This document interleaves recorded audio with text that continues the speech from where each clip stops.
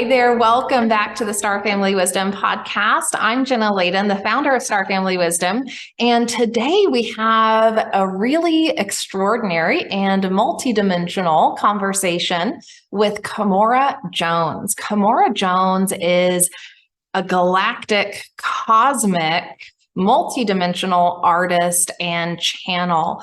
Kamora is a person who has navigated a really transformational journey from being in the church at a really young age and growing up as a religious person to finding a more expansive spiritual reality, to coming into her authentic embodiment and expression of her soul's energy in a human body. We talk about transcending duality and understanding the human body and how the soul is interacting with the body in this conversation. And Kamora has been exploring visual concepts, has been exploring drawing and art from a really young age.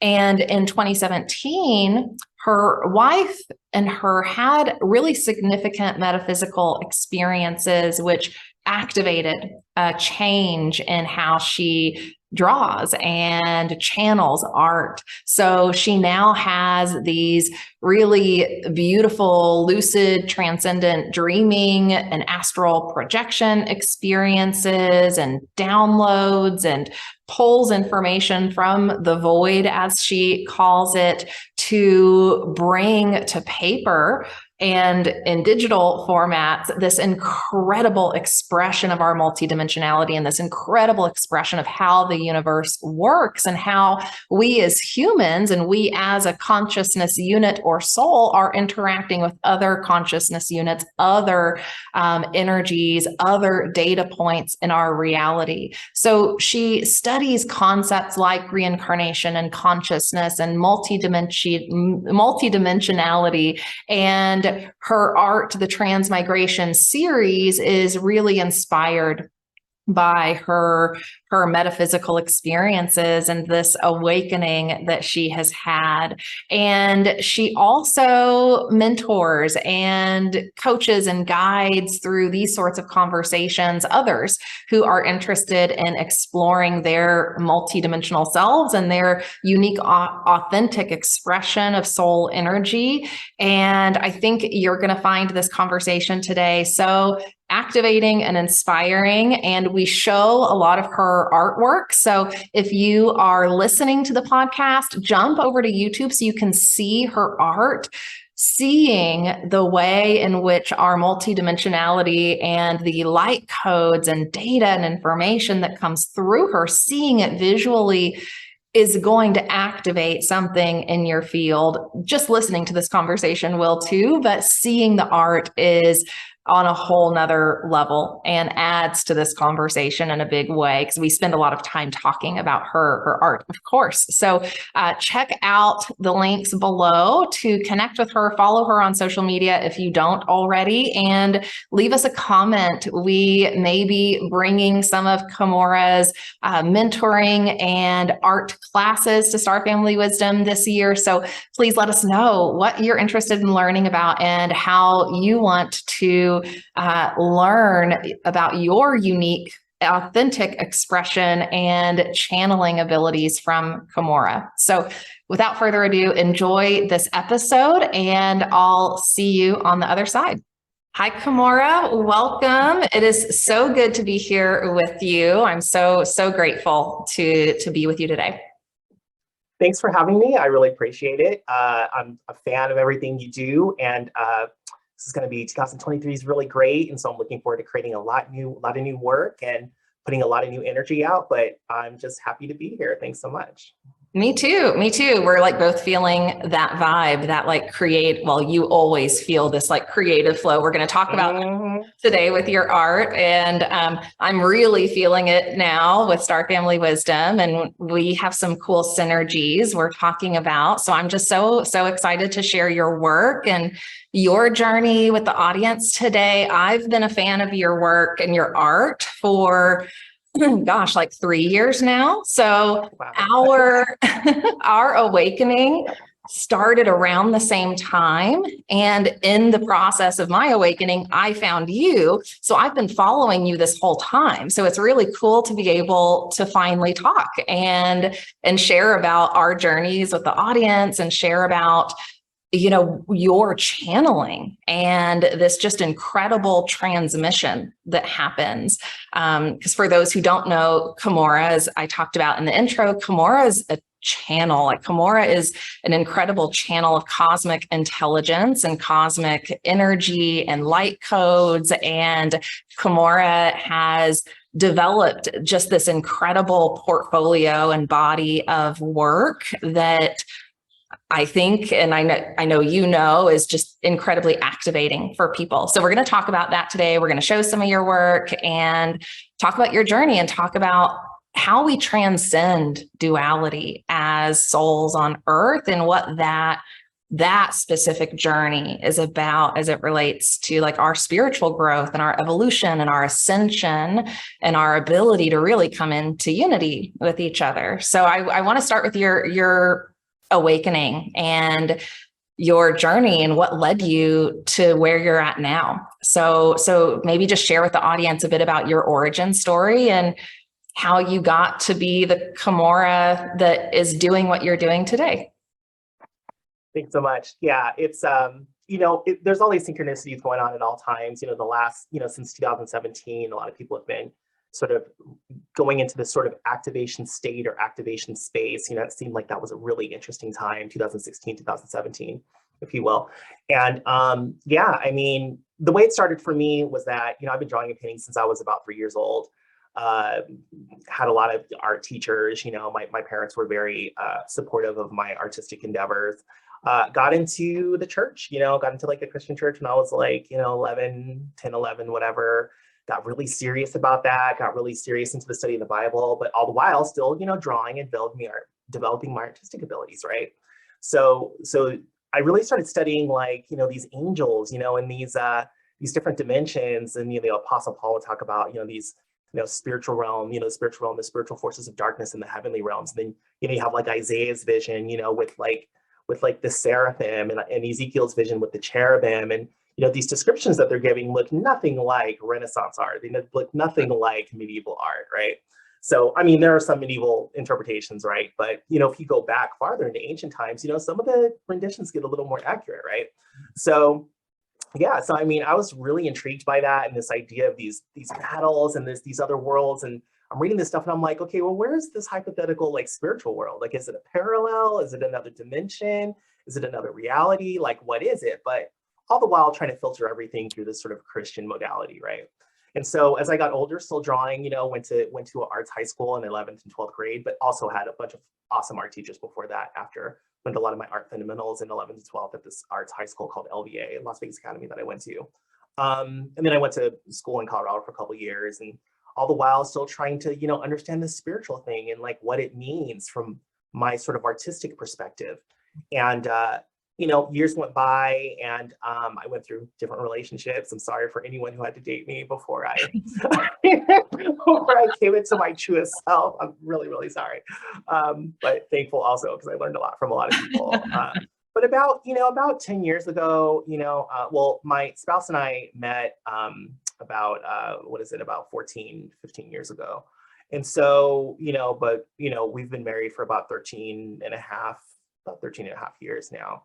And so, we met. I did not always look the way that I look. And, one of the first conversations I had with my spouse was that, I knew from a very young age that I identify as trans. When I was young, I was born in 77. When I was young, we didn't have that. I didn't know what the terminology was. I was like heavily into the church, so I was having issues with identity in conjunction with my perception of reality and in conjunction with my perception of the world. And so, one of the first conversations I had with my spouse was, hey, I think I'm trans, but, and I'd been doing some counseling. I'm like, I don't know, but we're in the church. I don't know if I can come out. So, when we got married, we evaluated some things, for ourselves and decided to get a little more freedom and kind of get out of the church. All the while, I'm still, start drawing this like spiritual, stuff, these spiritual things, but in a very dark way, right? Like just trying to understand, why is it this dark? You know, why is it this tumultuous? Why does it have to be a battle in this way? And all the while struggling with my own inner demons, if you will.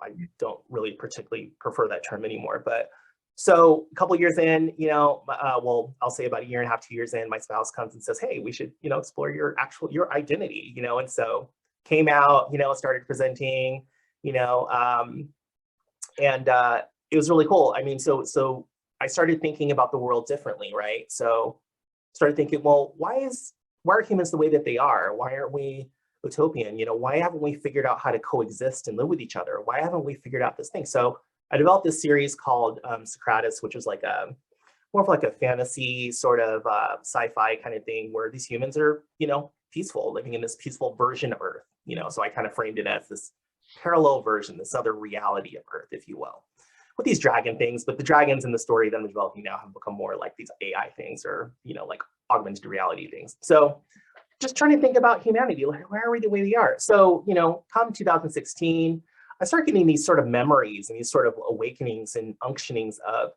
hey, you know, what about your spiritual development? You know, so because I kind of, you know, got out of it for a while, and I was thinking more materially, right? And so, you know, I felt this thing inside of me saying, hey, maybe God, maybe Source, you know, saying to me, or my, you know, my guides kind of saying to me, hey, let's get back into this, but let's get into it from an authentic point of view. Let's see if there are other perspectives for you, right? So point, you really had come into your true identity, you feel like. So that's an interesting like point too, in terms of that like activation that occurred for you. I mean, albeit in a very duality focused kind of identity. I will say that the human identity, right, even as identifying as a trans person, like, a lot of people don't understand, a lot of people don't like it because they don't get all the different perspectives. They don't understand that there are a lot of different ways that trans people identify within their bodies. Right. I don't think I was not born in the wrong body. I was born in the right body to have the experience that I'm supposed to have. And a part of my journey is to come out and to be my authentic self, whatever that means. And everybody's doing it, albeit from a very human, you know, dual sort of focus, and trying to look at the light and the dark, and, you know, the day and the night, and trying to process things through that. But as a spiritual person, also trying to look at things from a more of a holistic standpoint, right? From a oneness standpoint, as a spiritual person. And in 2016, I kind of feel like I kind of came into that a little bit, and I felt something pulling me towards it. And there's a whole thing with that as well, you know? So I want to talk about that big activation that occurred and how that really like catapulted you into, you know, the work you're doing now. But I want to pause and talk about your journey of really allowing your soul to find its authentic expression in your human body, because I think, you know, you touched on something there that is, you know, such a big conversation right now, and a confusing conversation for a lot of people, and an emotionally charged conversation for a lot of people, right? to put it lightly. You talked about the polarity, right, that we're operating with as humans in this dimension. And, you know, I think we can recognize, and we talked about this in our last chat, that, you know, that duality is a thing that we understand is programmed, and we're learning how to work with those polarities, the masculine and feminine polarities in our universe. And it's not a one size fits all, right? It's not a this or that. There's also this whole spectrum in between, right? Like there's this whole expression of masculine and feminine energy that we move between, no matter what our body is, right? And our soul has had all of these other experiences, right? We like in my early, I'll just share for the audience, you know, in the first 30 years of my life, while I, you know, identify as female and I am in what I feel like is a female body, I felt more masculine in a lot of the way I had to operate in the world, and in the way a lot of my energy just like expressed itself. And so I think we all find ourselves kind of floating right between these energies, and it's to me, this really cool thing that's happening right now as part of our evolution as humans is to accept and welcome and recognize that whole spectrum. So I want to just open that up for you to maybe just talk a little bit more about your journey and what that's been like for you, because I also recognize it's probably not been easy, because there's a lot of judgment around this. There's a lot of judgment around gender and how people express themselves in bodies. And that's what we're working through as humans right now. So maybe just share a little bit more about how that has been for you and what you know to be true about that, like, spectrum. Yeah. Well, you said it. You used the word spectrum, right? Spectrum is the operative word here, and that gender is on a spectrum, if you want to even call it gender, right? So there is science behind this as well. There are plenty of articles you can look at. There's plenty of, studies that have been done as well. That said, let's look at it from a physiological and from a spiritual point of view. One of the best things I've heard lately, I heard this individual who had an NDE talk about this idea of the body as an animal, right? And so if you're thinking about, earthlings or creatures that are born on Earth, right? Not just humans, all creatures that are born on Earth, this is the animal, this is the biological organism that we're using to have this human experience, right? And so the soul, as you said, which I love the fact that you said that, because it's a conversation I love having with people. The soul has had many experiences. So I like to think of the soul as transgender, actually. Transgender being a word, right? I mean, I know people don't like that word, it used to be transsexual, whatever, what I'm saying? But transgender is a word, right? It isn't a word that everybody identifies with. I identify with it because I'm in a constant state of transitioning into who I am. And I'm always going to be in that state. I'm always going to be in that place. I'm never at a fixed point. No one's ever at a fixed point. And so for me, it's, the unit of consciousness, which is the soul, working with the animal, which is the body, or working with the biological organism to bring out certain types of experiences that help to expand the soul and help to expand consciousness singularly and collective consciousness, collectively, if you will. But we are all one. That being said, the ego has a purpose as well. The ego is how we're able to see these variations between light and dark. When I was in the arts high school that I went to, I had a fantastic drawing painting teacher by the name of Carol Treat, amazing art teacher. And, amazing, in regards especially to like teaching photorealism and realism. I've had all these like fundamental classes and stuff too, and this fundamental training, but she would talk about this idea that in life, there are no lines. So in this reality frame, when you're talking about how this reality frame is rendered, we have this thing called realism. We see things photorealistically, optically speaking, for those who see with their eyes, right? For those who can't see with their eyes, it's more about feeling and hearing, if you will. But with those who see with their eyes, we're seeing this type of photorealism where we don't see lines. You see variations between different values of light. And that's how you understand borders and structures and the difference between this point right here and that point, the difference between this edge, that door, that opening, that portal, whatever it is.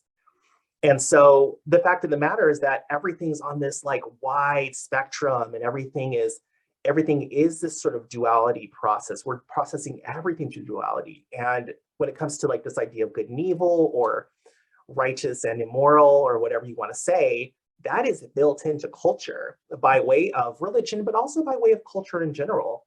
And so we have to understand that we're still working through all of that societally and just in various groups and in various spaces. And depending on which culture you're born into, that may be an even heavier energy that is being, trying to be sort of dissolved or trying to be incorporated in more of a holistic way. But I don't know, it really depends on, your place in it. And it's, as some of us would say, what you signed up for, maybe you signed up to be in a very sort of, in a society that's very focused in on this sort of battle, and maybe it brings out your best self. And so for those of us who come out as trans, which I'd like to say everybody's coming out into their authentic selves, everybody's coming out, right?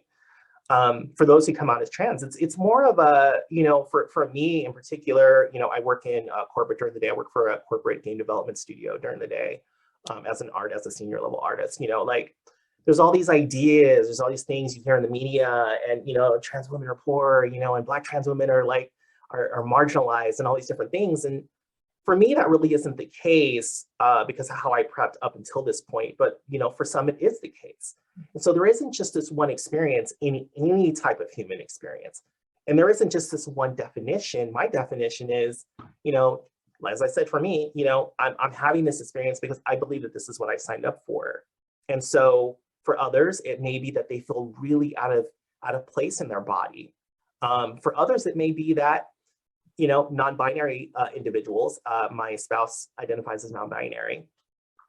Some days they feel a little more masculine, some days they feel a little more feminine. So they try to project that through their appearance, through their dress and such, but also psychologically speaking, there are implications there as well. So, yeah. Well, I think it's, thank you first for sharing all of that. And, I think it's actually, in my opinion, a really evolved expression of a soul and a human body, right? When we can recognize that the energy that our soul is expressing or wanting to allow to flow, if that's not jiving, with the body, like that's a cool realization to come into, and to then be able to find whatever that authentic expression is. And I love how you talked about how we are all on that journey, right? And some humans have just gotten laser focused on other people's journeys, and it's like, we are all on a unique journey. And I want to state, for the audience, that at Star Family Wisdom, my stance and our stance is that, we support everyone in their unique, authentic expression. That is what we're here to do. Like, we are here to become the new human, and the new human is being our most authentic selves. And that doesn't harm anyone else, right? And as long as we're not harming anyone else in that process, right? Like, more power to you, like everyone is here to just embody their truest selves and their highest joy, and to follow their passion. And, and I think that, like, thinking about it as that process of just becoming ourselves, becoming our true selves is a really cool way to put it. And I hope helpful, for people who have been kind of pulled between this old programming around judgment and, wanting to control other people's, experience of reality, finding this shift towards this more open place of understanding that spectrum. Because I think too, as we get into talking about our ET, and star family, star brothers and sisters and friends, as we start talking about that reality or them being part of our reality, and the potential for contact and becoming a galactic civilization, well, we've got to be prepared for a really wide spectrum of beings and expressions of souls. And so I think we're like in this learning phase right now. We're unlearning and relearning as humanity. Right. And I mean, you said it, it's really interesting that so many people who claim to be spiritual, or so many people who claim to be religious, or whatever you want to call it, having a hard time understanding the magnitude of what source is, what God is, if you will. And I think if you can learn to kind of look at things from this point of view of that, the fact that the universe exists in the state that it does, and that it encompasses so many different galaxies, so many different star systems, right? So many different spaces. There are a lot of void spaces in the universe as well, in our universe. There are a lot of different things that counterbalance other things, right? And so if you think about just that in and of itself, and that we're this one little part as humans, perceiving this sort of reality frame that we find ourselves in, we're one little part. You have to understand that the idea of source or God is much bigger than your sort of ideologies that you want to hold on to so tightly, because maybe you've invested a lot of time in them. And this is a conversation I have with a lot of my, Christian friends, a couple of my Christian friends that I'm still connected with, is this idea of, no, I gotta, I've been in this for like a while, this is my faith. And it's like, nobody's saying your faith is wrong. It's how much are you willing to accept the expansiveness of what God is? the fact that there are all these different cultures in the world, the fact that there are all these different perspectives, the fact that there are people who are staunchly against something like Christianity. There are people who are staunchly against something like, Hinduism or any other culture for that matter. The fact that there are all these hybrid systems everywhere. I think it's really important to understand that there are a lot of different things going on with each individuated unit of consciousness, that's having this interface with source. There's a lot going on, and my contract may be completely different from yours. It may be that you're supposed to be a person who's in the church. You may need to be like, a worker in the church. Like that may be your calling. So you should do that and you should take it seriously, and you should be the best you can be at that. But I'm an artist, and I'm a metaphysical artist at that. And I'm also a corporate artist, so my journey is very different. I have to learn about a lot of different things. My journey has been one of having to expand, even though I've had people in my younger years tell me that I need to contract and then I need to stay in this one specific space. And you need to look like this. You need to act like this. You need to not do that. And you need to be this. And oh, that's going to hurt us if you do that. It's like, no, that's not my space. That's not my walk. And so when you come into that realization and you get some support, everybody needs support, right? You start to realize that there's a lot of other things that are going on, and there's a lot of things that you have to work on yourself, and you can't be so involved in everybody else's stuff that you forget to do what you came here to do, in my opinion. I love what you talk about around religion and that, I think that evolution of consciousness as we, break free a little bit from the box we got put in, right? So I kind of think of a lot of the institutions in our world, whether that's religion or, a secular institution. Yeah. Those are these boxes we were kind of programmed to stay in. And what you were talking about around source and our connection to source, makes me think of how there's a lot more outside of that box. And like, how much more open can your heart get? It's like if you're in any sort of institution and that institution is kind of asking you to be closed off, to like close your heart to other people. Yeah. Like you're actually like blocking your connection to source, and there's this, like, that's just a fundamental question I think we all have to ask ourselves is, like, where am I being asked to be closed versus where can I be more open, and where can I just expand, and where can I ask more questions? One thing you talked about in your early part of your journey and your time in the church was around asking questions. And I love how you just kind of started to have this internal dialogue and started to ask all these questions. And it seems like that process of asking questions allowed this like opening to occur for you, allowed the universe to kind of present the right next thing to help you get out of the box you got put in.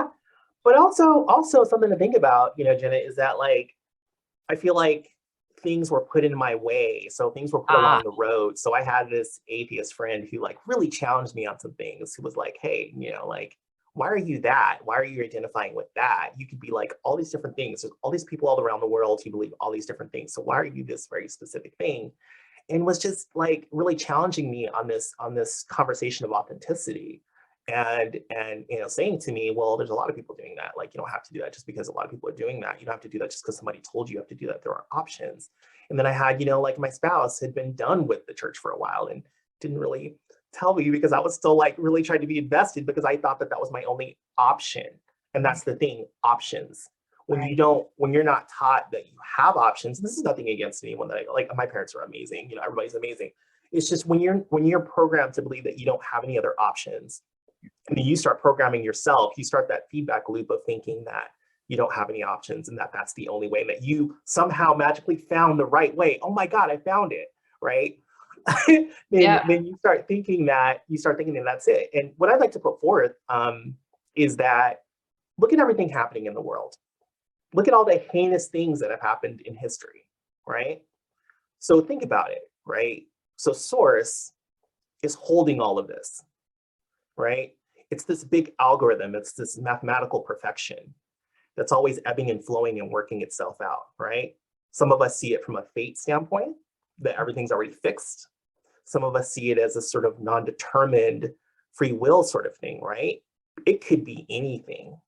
And we find ourselves fixed in this state of focus called a human life, right? And we're seeing things linear. We have this thing called time as humans. We like abide in it, right? That's like our doctrine. That's our religion, is time, right? Oh my God, I don't have enough. Oh God, You're so right. That is the one overarching human religion. Yeah, that is the overarching thing. Yeah. Everything is time. People, destroy themselves over time, right? And so if you think about all the things that have encompassed, you think about like the different types of slavery that have happened in the world, the different wars that have happened. You think about, nuclear weapons, like you think about all this really horrible stuff, right? Okay, so Source is holding all that. Source has facilitated the partition on which this game is being played, right? This school, this, simulation, if you will, that we go into to have these different experiences, and that we go into to hurt each other, and to get hurt, and to get, let's get screwed up, like it's like this weird thing that we're in. And then, when people come back from their NDEs, they talk about how, or come back from your psychedelic experience, you talk about how, oh, wow, this is just a part of it. This is how it goes. We're feeding all this information, we're feeding all this knowledge into the collective, and we're all becoming smarter because of it. And so I think a lot of that stuff has happened. A lot of these bad things that happen are horrible, absolutely horrible. But think about this, your God is facilitating all of it. Mm-hmm. So that makes me think that when people say something like, okay, God is good, that's very human terminology. That's a very, level one sort of understanding of what God is. But there are things like even in the Christian Bible that are like, well, who knows the mind of God? Who knows what God is? You don't know. See, the fact of the matter is that, okay, so when you're outside of the body, you're in source form, you're in a soul form, and you're on authentic form, then you probably know everything. People have said that, people have had those experiences where, oh, I just knew everything, when I got out of the weight of this body. But, in general, it doesn't seem like this experience is designed to be this only a beautiful, peaceful thing. It seems like this experience is trying to create character and trying to bring out, the best, and trying to evolve what this soul human connectivity could potentially be. But also seems like we're active participants in it as well. So I just think that there's a lot of sort of philosophical banter. There's a lot of sort of dialectical, information and this back and forth. And it's being worked out through this sort of duality, which can happen in this reality frame. And so I think people need to think a little more intelligently about, when you say God is good, or when you say God is great, or when you say these different things, it's quite possible that God is nothing like what religion has portrayed God to be, in my opinion. Right. It seems like the universe, source, the simulation, whatever you want to call it, that we are in, a part of, connected to, is like so much more complex than we could even understand. I think your work, like your art, demonstrates that in a way. Like you talked about this, mathematical, like kind of algorithm that seems to be in place that facilitates that soul material connection, and facilitates this dance between, the polarities, and then that ever like evolving, like learning mechanism that's happening in the universe. And as I've looked at your art, it's like your art portrays that geometrical structure of like the mathematics that are playing out in our universe. So maybe we can switch gears and talk a little bit about the activations that occurred that started your art in the form that it's in now. And maybe we can share a little bit with the audience so they can get some of those visual activations. Yeah, absolutely. Let me actually share a little work here while I'm talking, and I can kind of explain how things went down in the 2016 and 2017 phase of my life. I would bet a lot of people watching right now and listening were activated around that time, because I'm meeting more and more people who had a similar just like activation, awakening in that 2016, 2017 timeframe. There seems to be something significant about that for a lot of people. Right. Are you seeing my art screen here? Yes. Okay, cool. So you can see here, these are all my links on the right side here, right? basically the way that this goes is that, and I'll go back here really quick. Sorry about that. You can kind of take a look at this while I'm talking a little bit. So in 2016, I started, getting all this sort of unctioning to kind of get back into my, sort of spiritual path, if you will. I started remembering this vision. There was like this vision of this, this dark man with a white beard and just looking at me, sort of interfacing with me. And it was really interesting because I didn't know if that was like maybe a movie that I saw, or something. And so I was asking my dad, I'm like, did we watch like a weird movie, with like this like very, real and strong looking dark man? He's like, I don't remember that. But I mean, it could have been either way. There was also another vision of like these Egyptian ruins with this dark sky. And so there's these two images that were impressing themselves upon me. And basically it just kind of was like a sort of like a memory that sort of triggered something within me, like a key unlocking a door. And so I started looking into different ideas about reincarnation and metaphysics. And I looked at Michael Newton's book, Journey of Souls, that book? Yeah. And just started reading about that. And that also was like a big awakening for me, this idea of other realities, other lifetimes, other experiences. And basically it kind of came to me that I needed to think in terms of how I'm sort of fitting into my experience. And so I started thinking about, well, how can I have, up until that point, I'd had a lot of lucid dreams. I'd had a lot of things going on during hypnagogic states.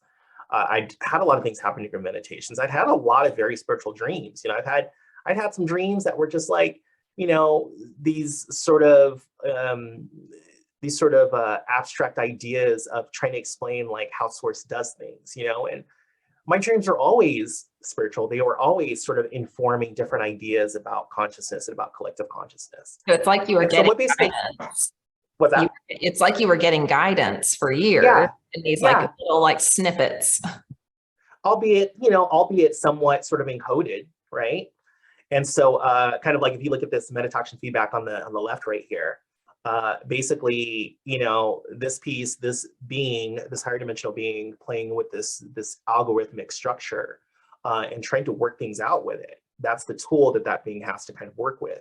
And so I sort of found myself in this space of trying to figure out what tools to use. And so like, I use some meditation. So I started, looking into, some ideas about, psychedelics. And I'm like, well, I don't want to do anything illegal. Like I can't do that. So around like 2017, marijuana, cannabis became legal here in Vegas. And so I did some studies, I did some research and found out that eating edibles could induce a psychedelic experience or whatever. You could get your spiritual experience that you want. And so basically, my spouse made some like canna butter, and what I would do is I come home from work and I would pop a cookie, and then like 45 minutes later, that's basically how the Transmigration Series started. Was that in those spaces, I was able to actually get beyond my sort of the weight of my human perception and sort of elevate and sort of access higher dimensional energies. And so when you look at some of the earlier pieces, so I'm going to kind of scroll back a little bit and I will go back through these. So Easter Sunday, 2017, I went into, I think we had a lot of edibles and, there was a lot going on in the energy. I had been asking for a major experience. I'd been asking source for this. And I went into this experience, and this piece on the left here, this piece called Star Children, if you can kind of see that, that was kind of what I got out of the experience. And that piece sort of identified for me and sort of catalyzed for me this idea of souls or nodes of consciousness, nodes or points of intelligence, within collective consciousness, that's basically what we are. And so that experience, I had all these different, I saw these like this void space with like these pixels. And I also had this, part of that experience where I heard these voices talking. And what I gathered from it was a conversation I had before I came into my current body.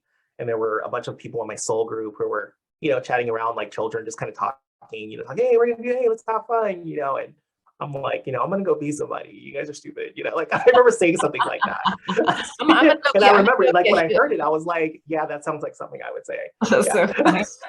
Like, I'm gonna go be a human now. I'll see y'all later. Yeah, I'll just, I'm just the gonna next incarnation's done.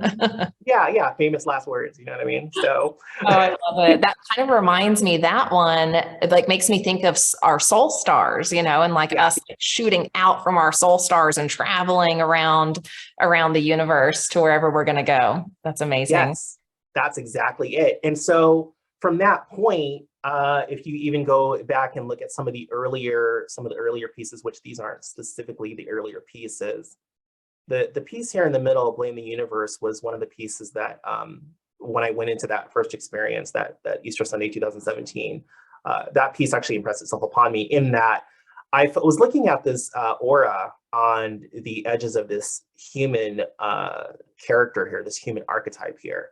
And I started remembering this aura, and it was like something was looking back at me and saying, kind of like this image here, something was looking back at me and saying, hey, don't forget why you came here. Don't forget what this is all about. And it was like, unlocked a lot of things. And then, a couple months later, I went ahead and had another experience. So from that point on, my sort of edible use, I couldn't just use edibles. It became like a way to kind of go deep into collective consciousness, into higher consciousness, if you will. And so I don't actually do it that much. I do it maybe once a year as sort of like a deep dive, kind of like how people do ayahuasca or whatever. Like I can't do that right now, but for me, like edibles is enough. So this piece right here was so the next experience I had a couple months later had more of the alien extraterrestrial sort of energy in it. And that's when I started sort of approaching this idea of light language and these higher dimensional beings who are trying to instruct humans and trying to help humans to raise their vibration, if you will. And so the light codes, if you look at this piece here, you can kind of see here in this, sort of like first very identifying piece here, there are light codes that are kind of like in this piece already on the left here, And so in that experience, I was very, aware of the fact that, okay, so there's these there's bits of information that are always being downloaded that we're always accessing. And so, hey, Kamora, you can portray those as sort of energetic constructs that aren't necessarily language in terms of grammar, but in terms of information flow. And so how would you portray that? Also at the time, I started seeing a lot of people who were doing light language and drawing light language stuff on social media and stuff too. So that helped as well. So it kind of like catalyzed and kind of made sense. It kind of connected a little bit. And it was like, oh, okay, yeah, I need to draw light language, along with these beings that are trying to help humans evolve. And then I also need to draw the energy that coexists between our souls and our higher dimensional selves and between source. And it was like from that sort of dialogue and a couple experiences I had, after my initial experience. The second experience being having a lot of extraterrestrial energy in it. I started realizing that, okay, maybe I can think of these higher dimensional beings, these extraterrestrial higher dimensional beings as, like what are angels, like what are guides, what are they? And so I don't think of them, these beings that I portray, like in the middle here in ideation intention, I don't think of them as extraterrestrials per se. I think of them as, we're trying to understand what these so-called guides are. And what could they be? Could they potentially have their own culture? What might that be? And that to me just shows that I'm still evolving from the initial premise, which was, what is this spiritual realm thing? If that makes any sense. Right. So that was like the first question that then unlocked what is now this very multidimensional expression of energy and the way beings' consciousness may flow and, work kind of with that energy in the universe. It's interesting. Earlier, Kamora, I love pointing these moments out for the audience because only I knew about it a few minutes ago. But as you were talking, I had more questions, kind of forming, and I started asking those questions kind of to you in my head, and you just started answering them. Yeah. I mean, that's it, right? I mean, it's synchronicity, it's connectivity. And I think the next sort of stage of human evolution, and this is completely non-scientific, I think the next stage, because we're exploring gender and we're exploring different expressions and we're sort of breaking out of the box of these modes that we sort of set for ourselves is this sort of telepathic, communication. And I think communication is changing. I think our technology is showing that communication is changing, how we interface with each other, how we interface with time, how we interface with the things that we share with each other. I think that when you look at this piece here, accessing the higher aspect on the right here, what you see, and a lot of people ask me this, is, you have all these data bits, these little geometric shapes, you have these little waves going on, you have these light language pieces, you have all these different things going on here, right? And they're filtering through, the being on the left here, and they're filtering through the being on the right, they're filtering through the being on the very right here, and then on the being that's sort of receiving this large transmission from this larger being here. Well, all these information constructs, all these light language information constructs are just a part of the conversation they're having. So the thing about visual art is that, visual art, especially like more like modern art, which is like, 1920s on, humans started getting out of the having to portray everything realistically. And so you have people like Kandinsky, who took geometric forms and constructive forms, and were trying to use color and ideas and trying to show these sort of visual representations of colors and ideas. You don't have to portray things realistically. You can think of things in terms of forms, or in terms of, organic structures, but in a spiritual sense or in a quantum sense. And so what I'm doing is I'm actually just showing, so what this is showing is different parts of this hyperdimensional conversation that's going on. This is just how I visually decided to portray it. This is kind of where I feel guided, how I feel guided to portray these things. Yeah. I love that. I love what you talked about around that being data. What you're depicting in your drawings is really data, and it's information. Yeah. It's like you're able to represent the like layers of data and information that are present in our reality, in this construct that we are in. Right. And I think it's interesting too that your first experience happened on Easter Sunday. Given your religious background, like that seems highly synchronistic and really important. That was like one of the first big moments. Oh yeah. There were other things that happened that day as well that I'm not going to talk about, but there were other things that happened. There was a family thing that was going on that day that was a very serious thing that was going on at the same time. And there were all these convergences within that couple of days around that. And that day in particular, there were things going on. And so it just leads me to understand that, we want to believe that we have a lot of control over things, but everything happens in its right time. And so I'm sort of leaning, still to this day, I'm sort of leaning more towards the sort of fate side of things, in that maybe everything is pre-programmed, in a sense that maybe we have a bigger role in programming, and people have talked about this, many NDEers have actually talked about this. Maybe we play a bigger role in planning things in regards to what we need to learn, what we need to experience, what we need to experiment with while we're here in this current state of perception. But also, I think that it is also quite possible that you need to take the reins of your experience and go for it. And so when it comes to art and it comes to explanation, so I had the aptitude for art, but I still had to go and I had to train. And I had a lot of different teachers. I had, drawing teachers, I had painting teachers. I went to school for multimedia. So I was a combination of like digital art and different aspects of, figure drawing and design. And there was some video editing stuff in there. There was some 3D modeling and texturing stuff in there. And at my day job, I have to use all that as well. And so it wasn't just that, I had this artistic ability from the beginning. I had to develop it. And while developing it concurrently, my spiritual development was going on as well.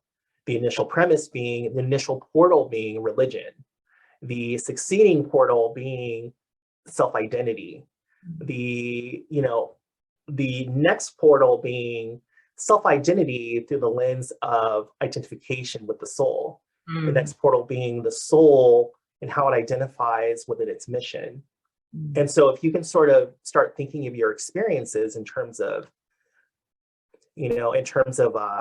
what the heck you're doing here for yourself, and if you can start looking at the people in your life as, oh, this person's teaching me this person's teaching me that, it changes. And so what you see in the Transmigration Series here is what I've kind of been led to portray is this idea of, masters and students. If you look here on the right here, this master is sort of imparting this light into the mind of this human student here.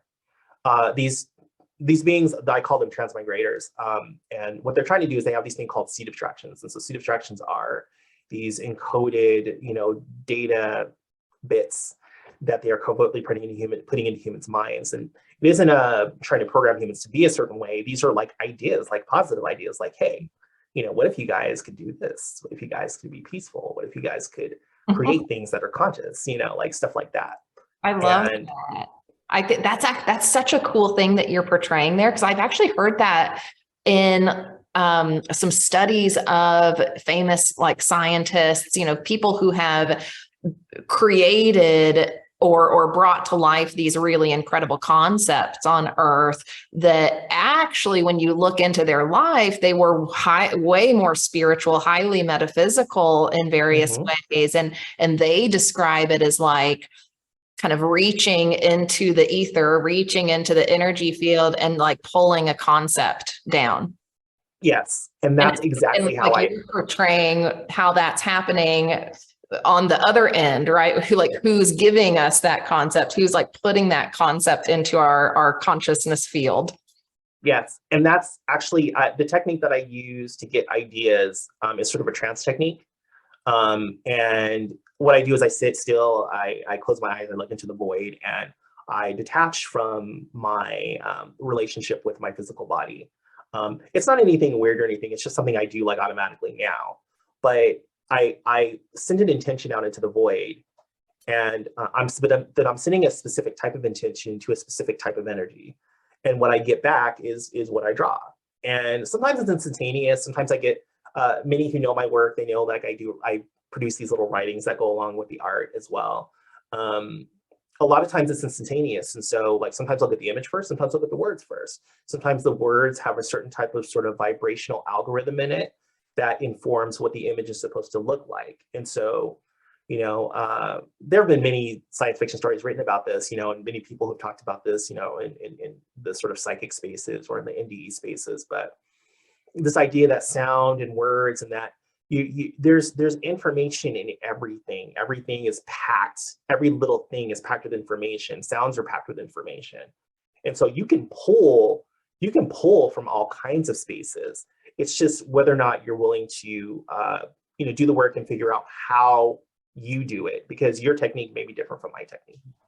Do you get guidance on like the type of medium, like digital, on paper? Like what does that look like for you in terms of like how the transmission is supposed to come across to someone? So that's a good question. So if you look at this piece, Control Mechanisms, which I did in 2018, which is basically still to this day one of my most popular pieces. This is the piece that gets shared and people are like, oh, it's a demon, oh, it's an alien, oh, it's a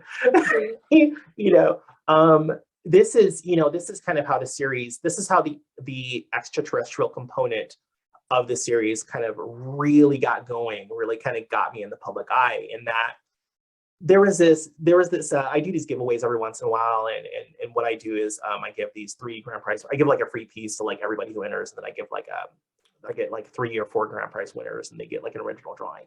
So there was this idea that kind of came to me, and this triadic piece I think I did earlier, this one on the left here, and what it was this idea of an artifact. So an artifact would probably be on parchment. It would probably have some sort of, be drawn with ink or with some type of graphite or some type of, element, some sort of hand wielded element. And so this idea of having graphite, on this parchment with this higher dimensional energy being channeled through this physical picture plane, it has a certain type of feel, a certain type of texture, a certain type of naturalness to it. And so if you look at this right here compared to something like this piece on the right, input here, those lines are a lot cleaner, a lot sharper. It's not that these are different, it's that the interface between the viewer and the piece is different because of the naturalism you receive when you're doing something like drawing with graphite versus when you're drawing digitally. Drawing digitally, I can fix my lines, I have a smoothing contour tool that cleans up my lines as I draw. So I get these really clean lines, these really clean transitions between shading and such. When I'm drawing with pencil here, you can actually see my imperfections, you can see my mistakes, you can see where I'm pressing down on the pencil hard, You can see where I'm letting up light. That's a part of just drawing in general, but you can see my hand as a part of the experience, as a part of the interface between the download and the drawing and the presentation itself. And so, yeah, so there's a big part of this has to do with, okay, so, all right, Kamora, what are we trying to say? What are we trying to help people to feel? It isn't just about drawing a picture. It isn't just about making a piece of music. It isn't just about dancing. It isn't just about making a film. It's about all the elements that go into the type of interface you're trying to make. So what I would impart to those who are creatives and those who want to become creative professionals, those who are training, is that every little thing matters. Every little aspect of every presentation actually matters. And if you start thinking about that, you start realizing that you don't have a lot of time to be in any drama and stuff. You need to actually be doing work. You need to actually be studying and figuring out the intricacies of your craft, whatever that craft is. That craft could be some sort of administrative work that you're doing. It could be some sort of charity work that you're doing. It could be that you're a leader in a specific type of, corporate franchise or something like that. It could be that everything is art. And if you don't understand what can be done with a media, pencil, voice, film, 3D, whatever it is, if you don't understand everything that can be done with it, you actually may be compromising the message that needs to come through. So you got to have something to work with. Like, if you're interfacing with some higher dimensional beings or some guides or whoever that are trying to give you information, they can only work with what you got. Right. And so, although I think that the faith modality is a big thing, I don't know. There's still a lot of work to be done. Once again, at this perception, there's no way for me to know. All I can do is do my work. That's what I'm trying to say.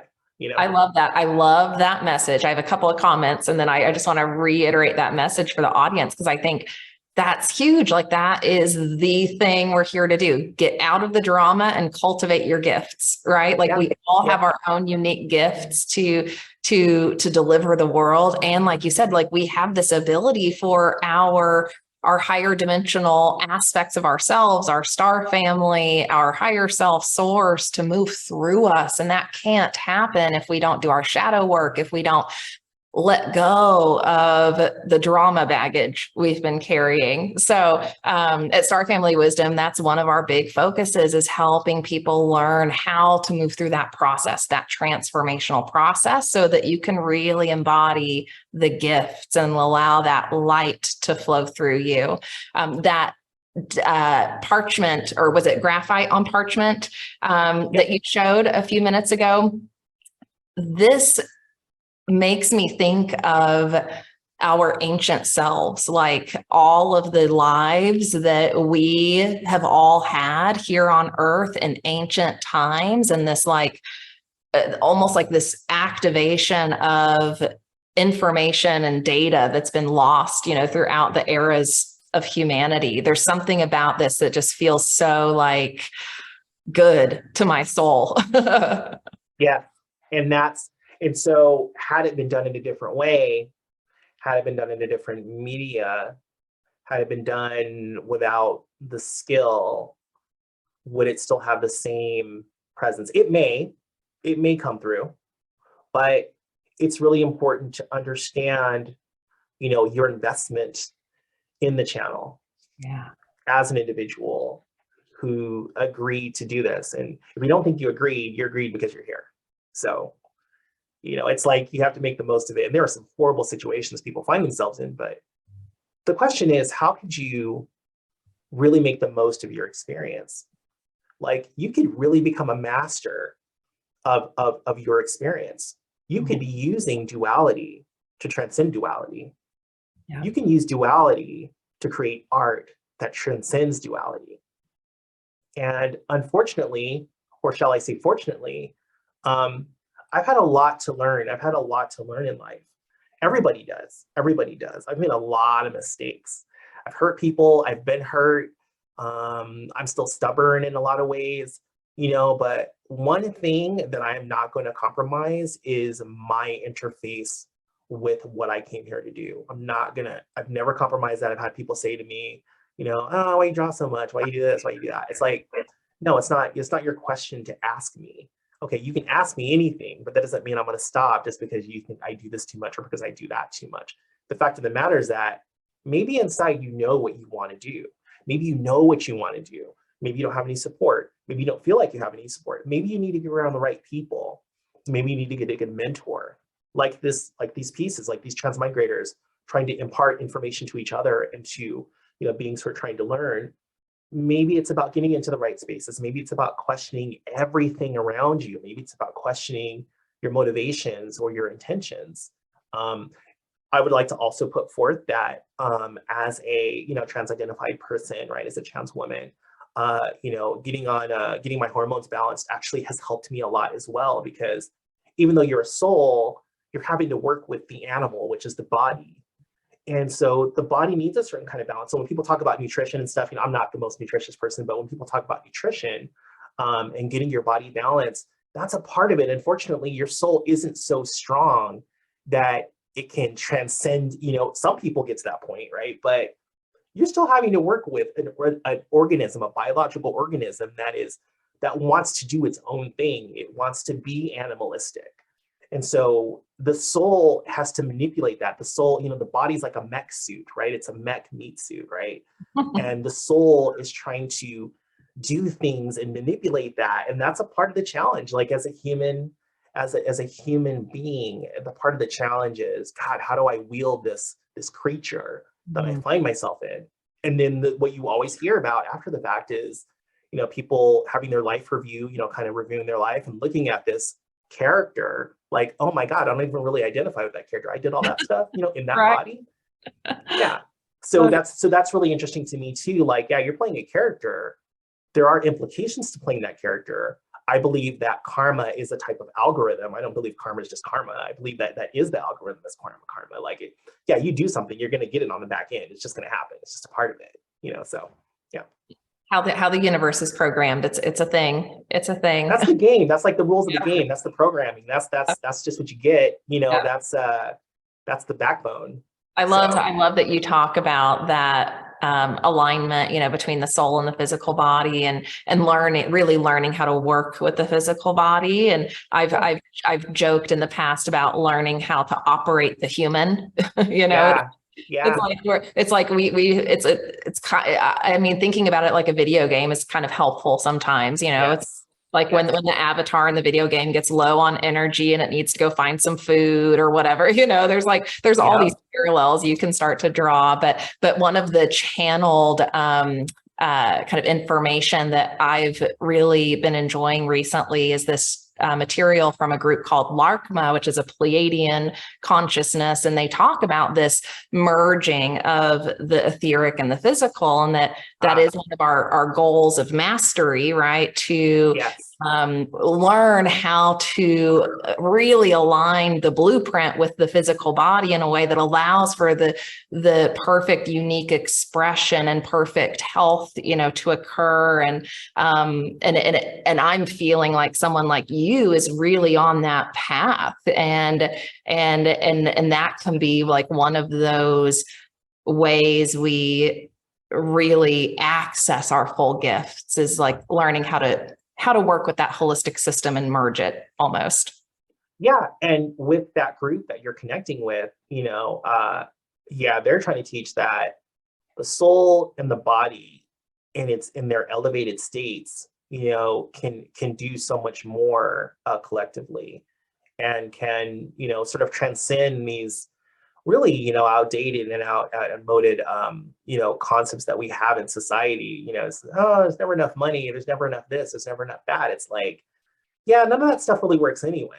This whole money thing, like, really doesn't work. It doesn't work for everybody. It doesn't even work for super rich people, like, because they never have enough money either. So, like, why are we still doing this? And are they really happy? Yeah, right. So it's like there's this idea of what could happen if we really fuse the soul with the body, if we really kind of start, scientists are studying consciousness, like they have all these ideas about consciousness, right? This is the big conversation right now. We're in the psychedelic renaissance, we're in this consciousness renaissance, and they're trying to figure out what it is. They're trying to figure out if consciousness is even a thing.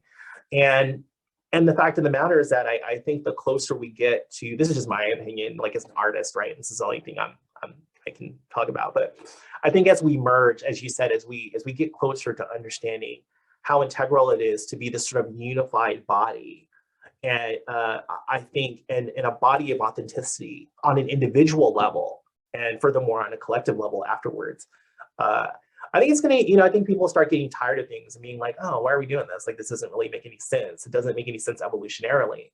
If you're trying to have a space, something like a space program, you can't have money in the way of a space program. That's what's holding you back, is money. And Like, everybody's got to be working together. Yeah.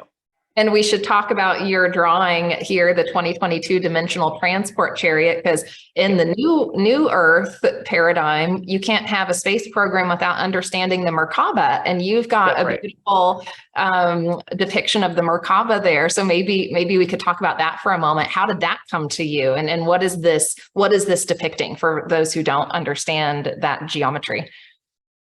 Right. So the Merkaba by itself is is basically called a dimensional transport chariot, is what it is. And it's sort of an expression. Some people are like, oh, it's a Star of David. Yeah. So from an ancient level, from an ancient perspective, this is what comes with the sort of balancing of the different modes within the body. This is an expression of how one can actually travel from an astral standpoint, from one point to another, or from one mind to another mind. It's a way of understanding a transport vehicle in terms of what can be done when you have a balance within your energy body. So the way I've chosen to show it, and there are people who explain it way better than I do. I explained that very poorly, but You did great. I think that thank you very much. So the way I've understood it, and this piece, actually, the idea for this piece, once again, this was another piece from a giveaway I recently had. What I generally do is I'll ask for 3 themes. The woman who won this piece, one of her ideas was she wanted a Merkaba, and then she wanted like something, and she said a couple other things, or chakras or something else. I can't remember what her specific themes were.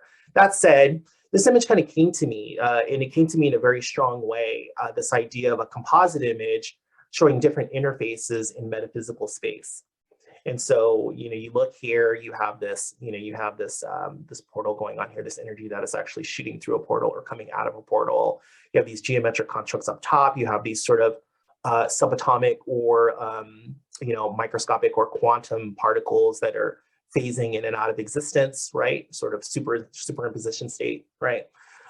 You have, lightning that was hitting. It's funny because at the time here in Vegas, we were having a lot of storms and a lot of floods.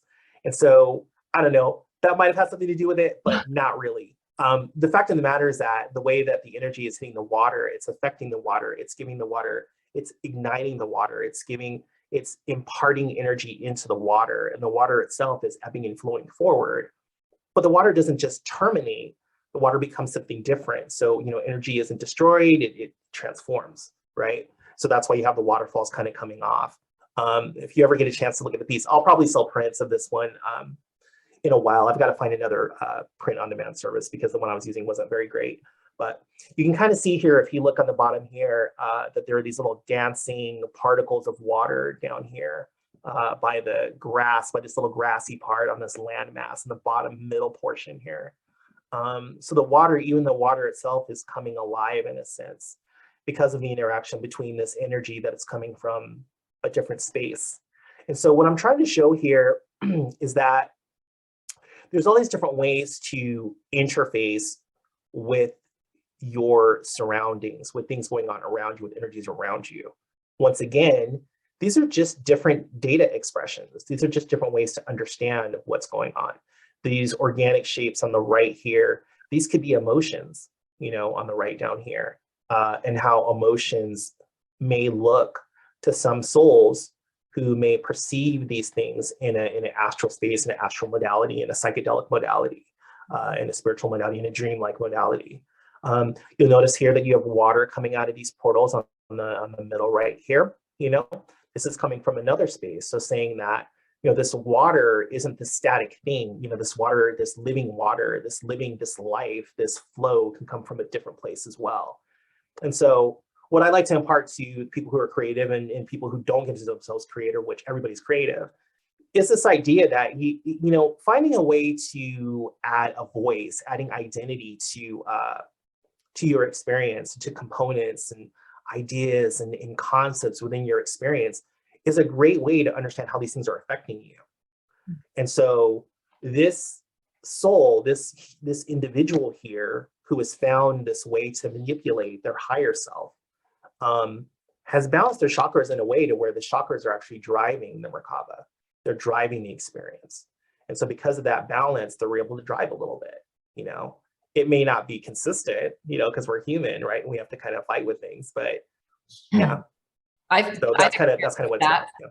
That's been part of my journey over the last couple of years, getting to that point where I can do more astral journeys and connect with other aspects of myself. And so it comes and goes, but it's been an interesting experience. And I love how you depict the chakras connecting to like other, times and places and energies, because those chakra points are like the way in which we connect, like that's how we get attached to people and, karmic events and all that's living, in those chakras. And you're depicting like the rainbow body, in this really cool way, in this just super connected way, which is like this incredible visual to have, because we read about these things, we intellectualize them, we might have some of our own experiences and start to kind of put together the pieces of the puzzle in our head.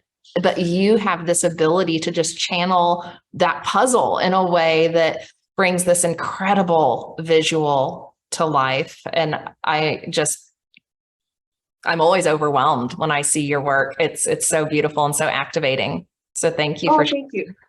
Yeah, thank you. No, a lot of people are doing it. So I'm one of many, I like to say, and there are many extremely talented and fantastic artists in the metaphysical space and otherwise. And so, yeah, it's thank you so much. I appreciate it. I'm going to keep going and developing. Yeah. Mm-hmm. We're here to champion you. So I'm going to say you're one of the best and one of the best I've seen. And, and I think like you're representing a certain level of mastery that I think is like our calling, and something that so many people are like feeling this urge and this desire to move towards right now. And I think it's just so incredible that you can be a guide for others in that process. So we're kind of getting close to time. I want to keep going and going and going, but we should probably wrap up at some point soon. So maybe you can talk a little bit about how people can find you. What does your process look like for working with people? If people are looking for a mentor, if they're looking to learn about how to do what you're doing, how to channel, how to put on paper this energetic expression, how can you support people in that? So these are my links here on the right here. These are different ways that you can kind of connect with me, if you will.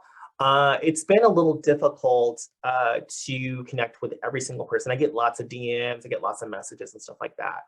I am thinking about maybe doing some classes, and creating some more mentorly sort of spaces. I have found that might be the best way to connect. So I may be reaching out to you for that, Jenna, if you know about some of those different systems for that, Yeah, it's interesting. Some people, it's really a time thing. Like I said, I still have a day job. A lot of artists, don't make a lot of money. Even with my transmigration art, I don't make a lot of money, but that's not a big deal. It's just one of those things where, sometimes I get back to certain people, sometimes I don't. There are some people who come to me who are truly asking for guidance, and I try to connect with them and have some conversations and guide them. If they're artists, I try to guide them to different books or to different places that they can start developing their specific type of drawing ability or painting ability. But I am thinking about classes. I did a class on Portal to Ascension called Creative Identity of the Soul, I think is what the class was called, I think. And so you can kind of get that on Portal to Ascension if you go there, check it out. That was good because, yeah, you can take the class.